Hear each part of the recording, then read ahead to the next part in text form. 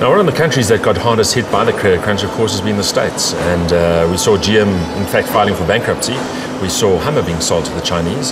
And between them, Ford and Chrysler had to work really, really hard, tighten their belts to survive the whole economic crisis. Yeah, it's no wonder the Detroit Motor Show, which is usually the crown jewel in the American market, was a bit of a ghost town this year.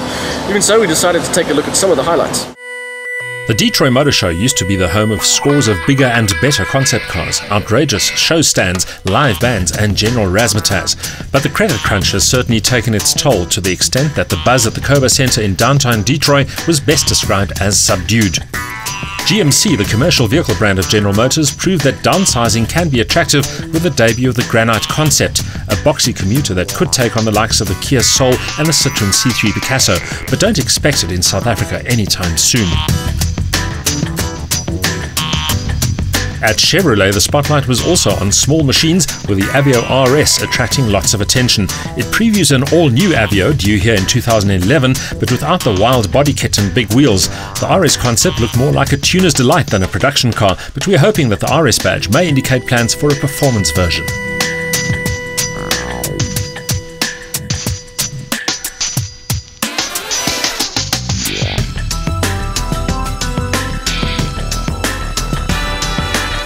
While the Detroit show continued to reflect the industry's fascination with hybrid and electric cars, it was the focus on small vehicles by the US brands that was the most telling signal of the toll the recession has taken.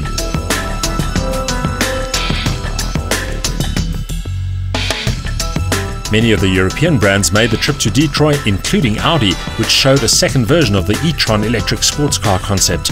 Shorter and lighter than an R8, it uses twin electric motors delivering 150 kilowatts to drive the rear wheels. Lithium-ion batteries provide a 245-kilometer operating range.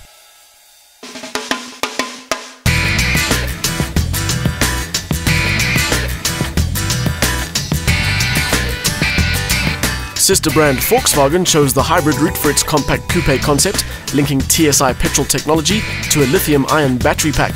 The car looked close to production ready, with a new Polo front end that suggests the concept could well be a preview of the upcoming Polo Classic sedan.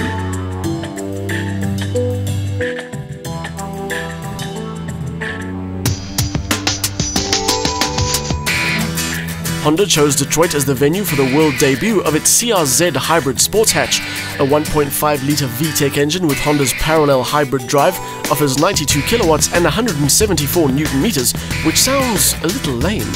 The gearbox is a 6-speed manual, but it looks great and it's definitely on its way to SA, expected here late this year.